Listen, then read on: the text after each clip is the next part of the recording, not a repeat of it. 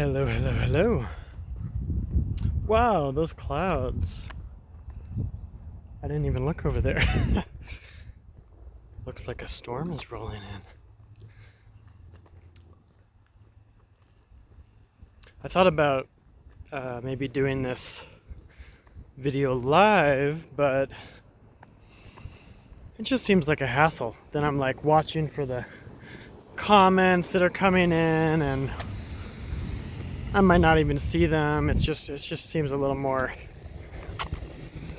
practical to just record and post it later. And then I'm not trying to watch the reception also. I was eating popcorn. I wonder if my teeth maybe are hurting a little bit because of it. Enjoying those really hard ones. I just love a challenge, you know? I feel like I wanted to talk and also write about the nature of socialization and how that affects us.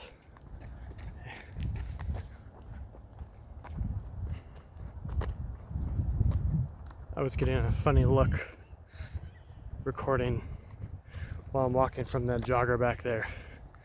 Speaking of socialization, you know, the programming, after getting a funny look, wants to cramp up and be like, oh no, I shouldn't do this, blah, blah, blah. And there's sort of like a commitment to having to being bigger than that is required.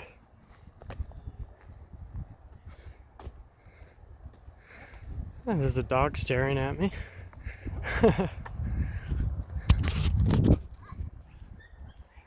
Hi. It's funny having dogs and cats. They're like, especially cats are like wild animals, but dogs are kind of wild. They're like, you know, they have their very animalistic agendas. But then they too are socialized. But they don't lose touch with what they care about. They just get different motives. Whereas with humans, because we get so intellectual about it, we actually lose touch, or at least we believe that we lose touch with what we actually care about. It gets buried under all of our thoughts about doing the right thing. But guess what? Doing the right thing is defined and divine. It's defined by our socialization.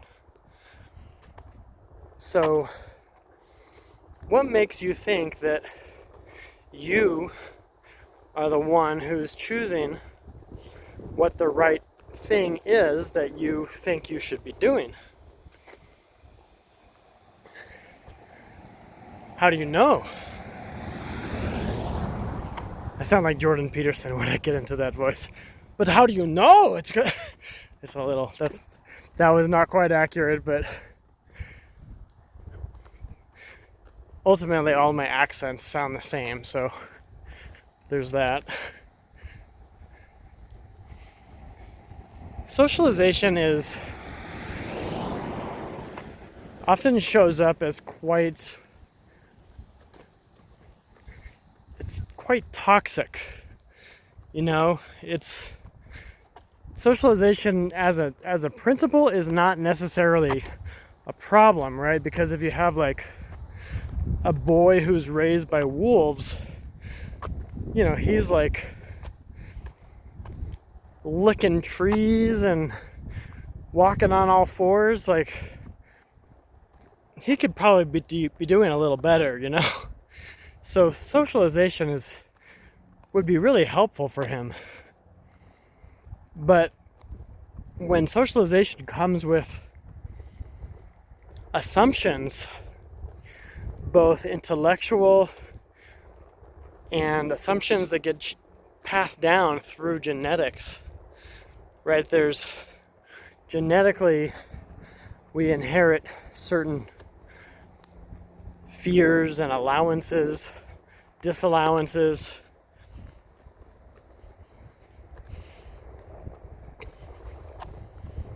You know,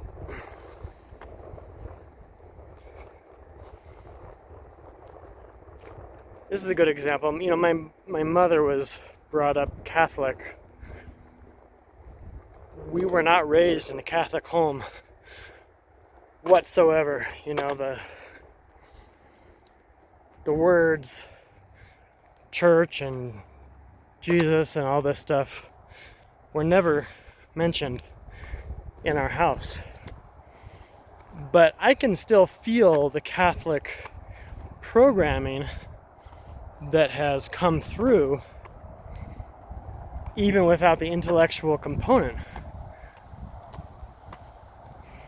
I've had to do my share of studying that religion just to be able to decipher the imposed guilt trips that are placed upon people. And in regular Christianity also, you know, they all have slightly different flavors of debt, being in debt to your creator, being in debt to your parents, being in debt to your society, being in constant need to prove yourself so that you won't go to hell. It's literally, it's such a distortion of the truth of being, and it creates this rat race to try and get somewhere that doesn't actually exist. It's like using a treadmill to try to cross the country. You know, no matter how fast and good at it you become, no matter how well versed in it you become, it's not going to get you anywhere.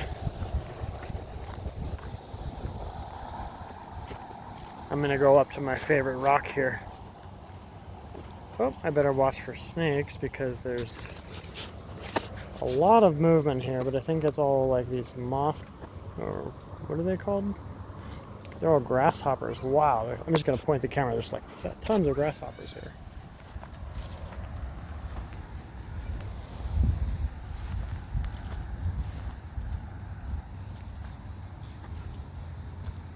They're like loud. I can hear them jumping.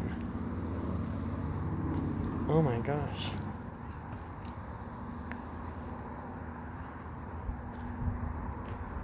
Suddenly my sweater is a little warm.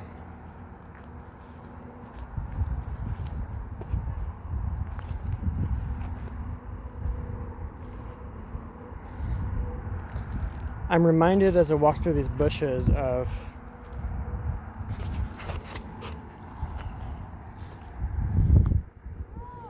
being socialized, of what we're supposed to be afraid of, what we're supposed to be intimidated by.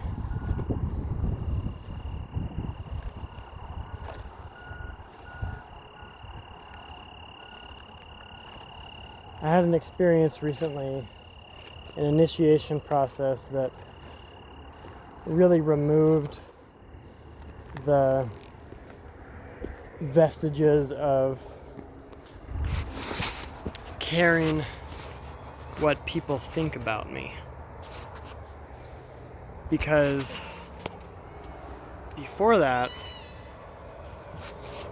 wow, it's beautiful here.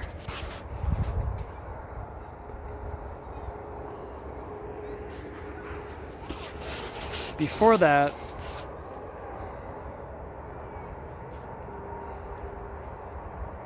getting onto a stage to speak would feel like a snake in the bushes.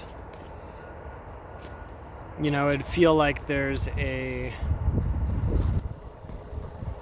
thing out to get me, like an actual experience of danger. And that's what the socialization does, is that's what programming is. It just programs us, oftentimes meaning well, but missing the mark, just programming us to believe something is something that it's not.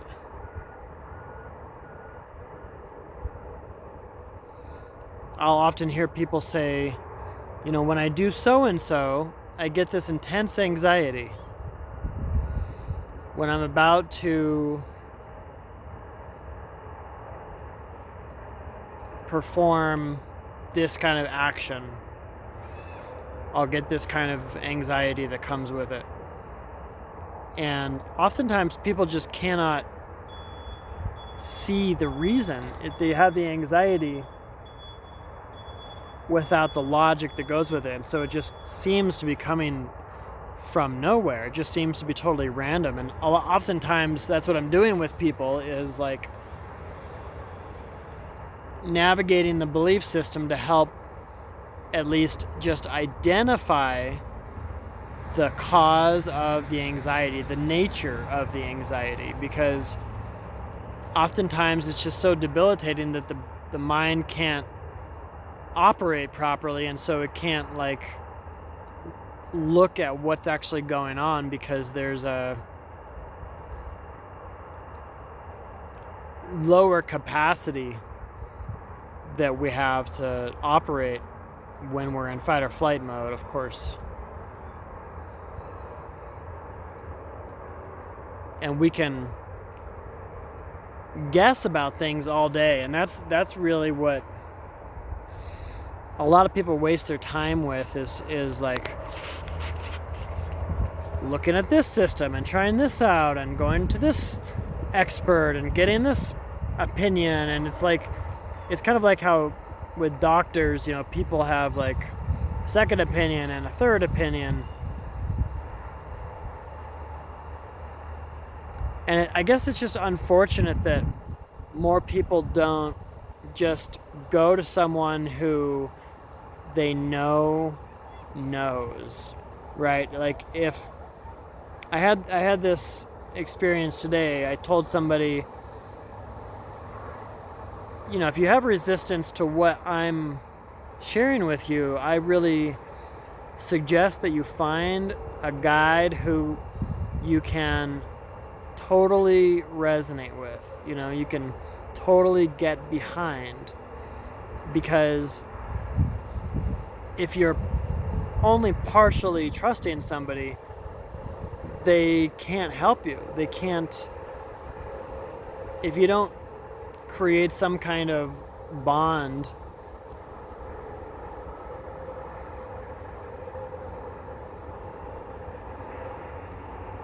you can't allow your belief system to be changed.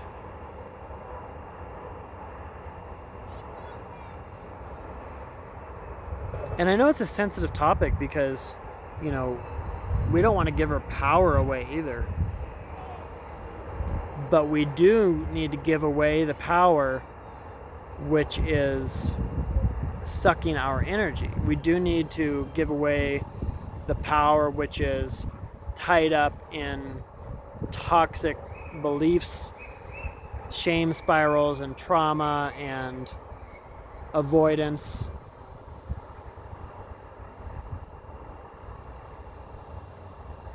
Because when we give that power away, we actually get it back. When we say, okay, I'll listen to you about this, it creates a popcorn in my mouth. It creates a possibility for change. It creates a possibility for adaptation. Adaptation is really what sets humans apart from the rest of the animal kingdom. We have this ability to envision building something. We can envision the future, and we don't always get it as we envision it, but we can envision a potential future that an animal just can't do. And that's why an animal can't build the same kind of buildings and technology and all this stuff. Like I'm literally, to talk to you on this phone, I'm like literally looking at a piece of plastic covering a piece of glass, surrounded by a piece of metal and a bunch of metal microchips and all this stuff, and a battery with chemistry. It's a pretty amazing contraption, and it's recorded in incredible quality. Then to be able to transmit it over either wirelessly or like at home over the wire, and it's just like the possibilities are incredible. And this is created by somebody envisioning that they could see this happening, and they just have to figure out a way to make it happen.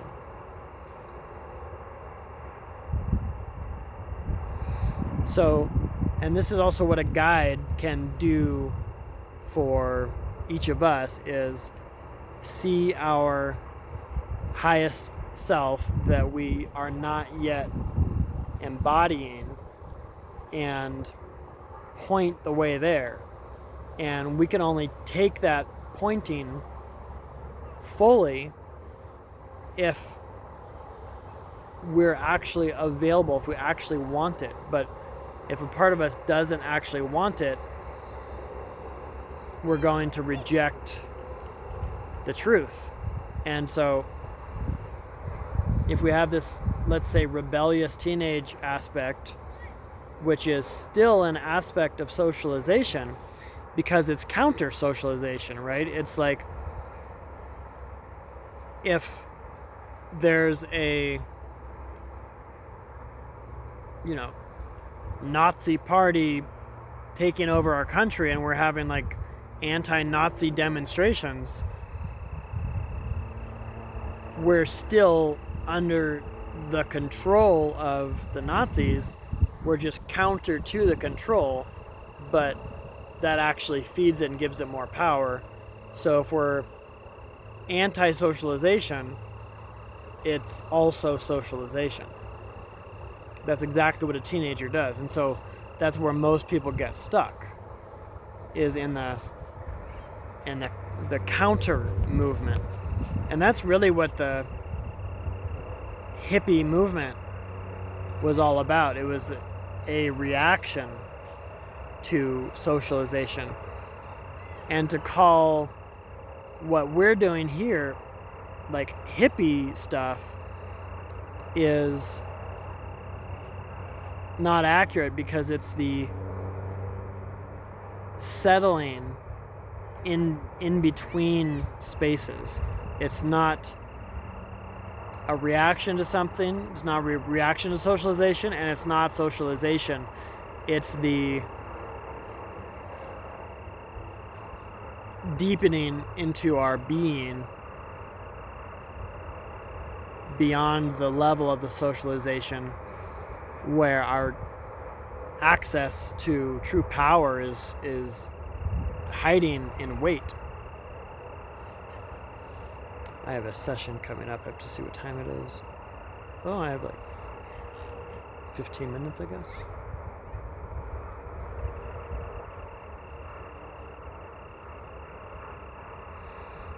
I've noticed in my experience that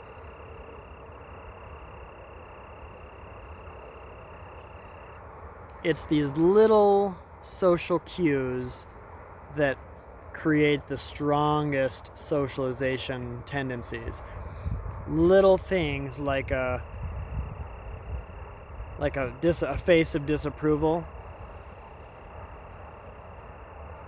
See how good at that I am?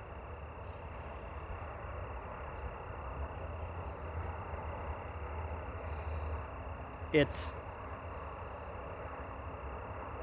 ways that we are emotionally manipulated to feel a certain way in order to get the cue that our safety and survival depends on the behaviors of our primary caregivers who are giving us these dirty looks. It may be more than looks. It may be verbal threats. It may be holding up a fist. It may be physical threats. I have no idea what people are faced with. But it's like there's these invisible guideposts, or I'm envisioning like bowling bumpers, like the bumpers in a bowling alley, where the ball, which is our energy, can only fit between these two guideposts. It's almost like those electric fences they have for dogs, where the dog gets to the edge of the yard and it zaps them and keeps them contained, even though there's not actually anything there. And so our belief systems that we're programmed with, our conditioning from our parents, is like these electric invisible fence. It's like this electrical zapping mechanism that tells us, don't go bigger than that, don't go beyond this glass ceiling, don't stretch yourself more than your caregivers have, because we don't know what's outside of that, and so we can't guarantee it's safe, so we have to make sure you don't go outside of that also, because we want you to be safe also. So yeah, that's like, it's well-meaning stuff. It's not, that's what's so tricky about this, is people love us as best they can. For the most part, it's not, most abuse is not intended to be abuse. Most toxic socialization is intended to be love. And so we'll end up telling ourselves like, oh, I should be more grateful to this person, when we know that they did their best, but we also know that their best was just not that good, right? Because that is the indoctrination. I did all this for you, and look at how grateful you are to me, and then it creates this guilt, and the toxic Jesus of Catholicism could be saying the same thing. I did whatever for my sins, your sins, to blah blah blah. It's just like, okay, I don't think Jesus really had this guilt-tripping agenda that religion has inherited, and it creates this distortion of fear and control.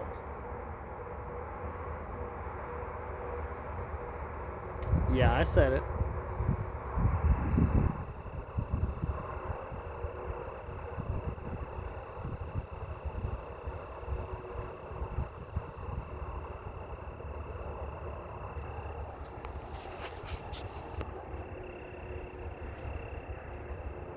I love nature.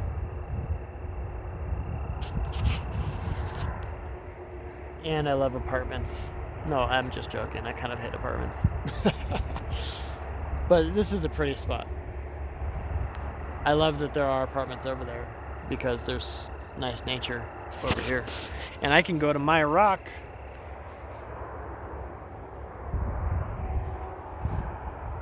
anytime I want to.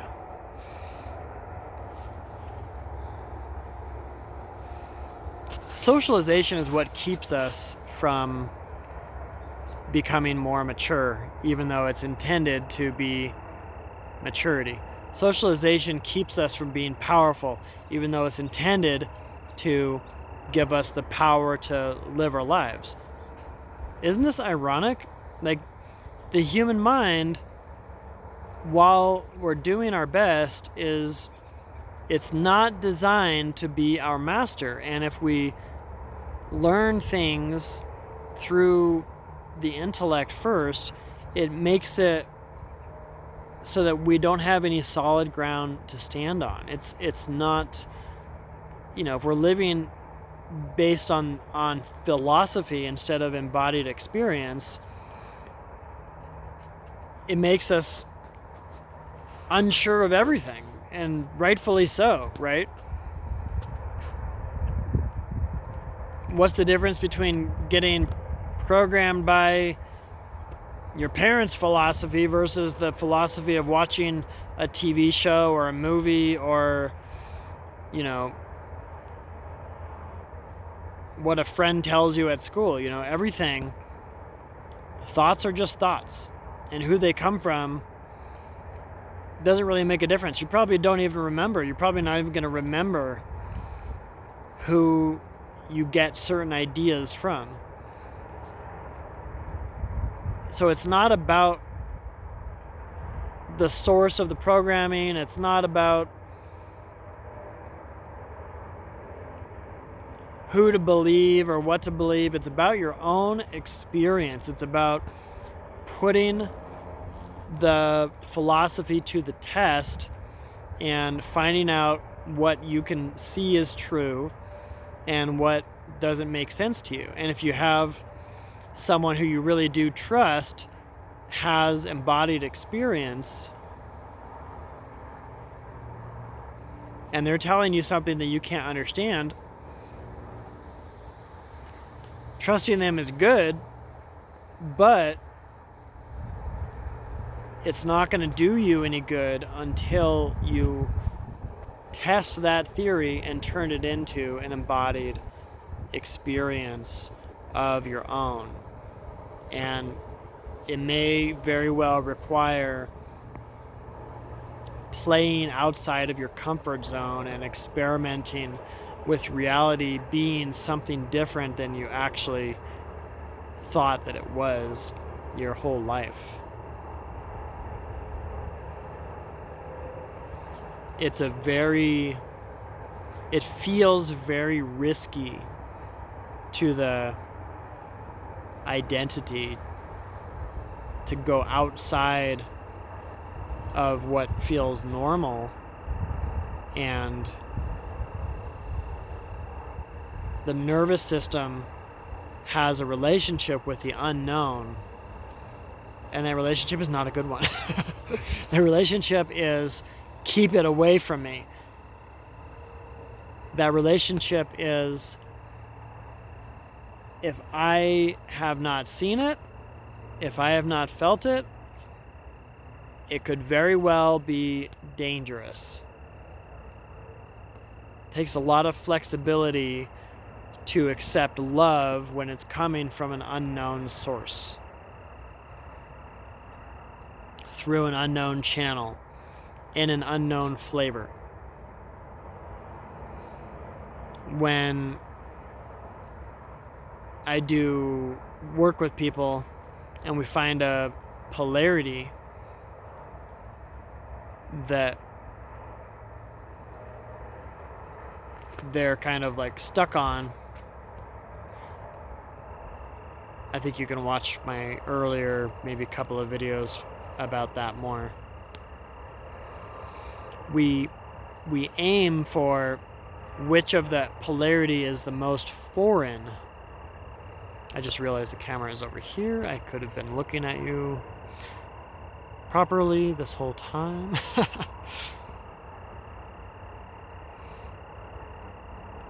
We look at the most foreign aspect of whatever someone is dealing with, because the most foreign thing is what is draining the most energy. The most foreign aspect of your nervous system's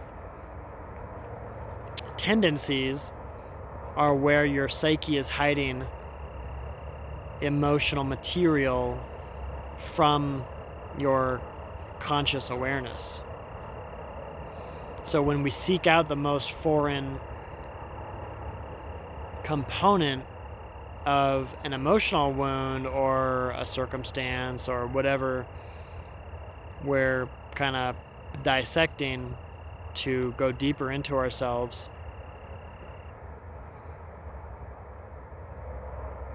that which feels foreign usually contains the most power for us. So, that's part of the reason that I took my phone here on this walk with me. I'm going to start walking back. Because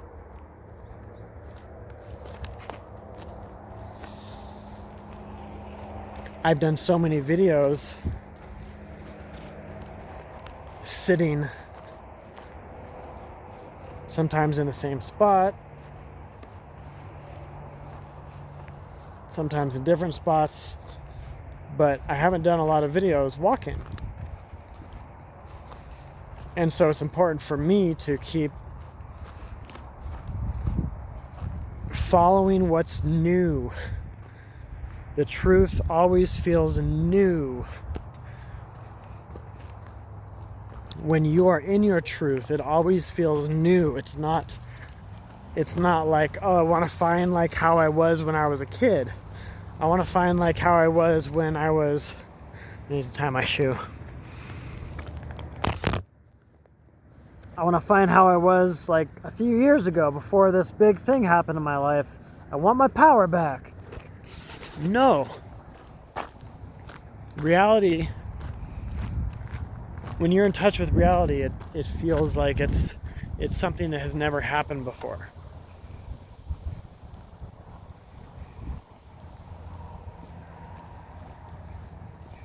It feels like an emergence of creativity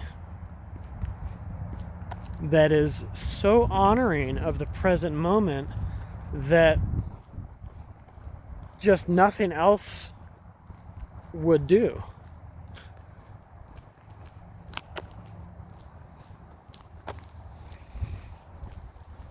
See, as I'm walking and talking with you, I'm not thinking about like, what do I want to talk about? I'm just letting it roll. It's coming up organically for me in this moment.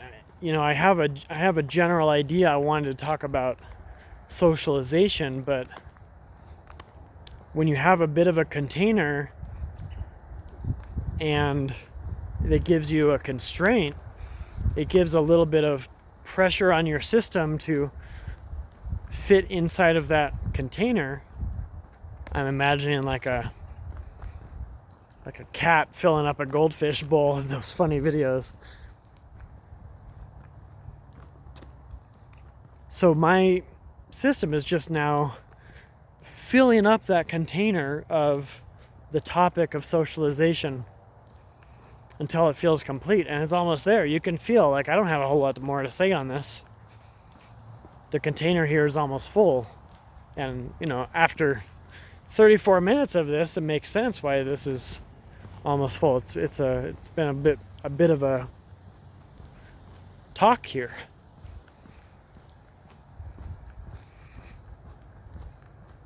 And I'll just what do they call that?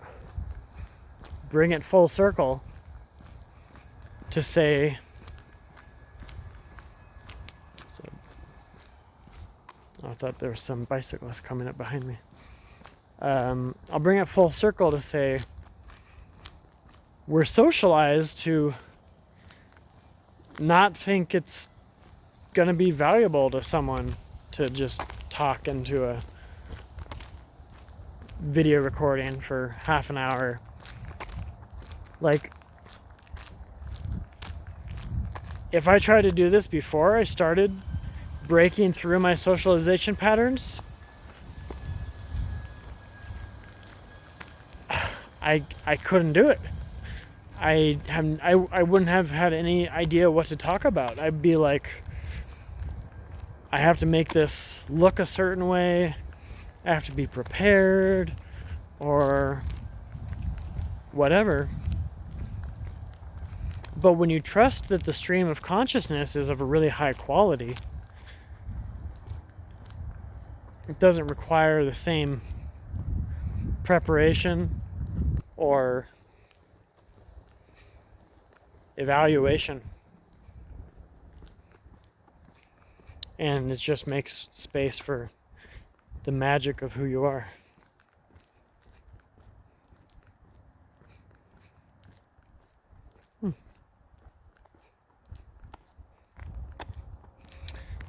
Well, thanks for listening. It's been fun. Leave a comment if you want to share your experience with this video, and I'll see you in the next one. All right, take care. Bye-bye.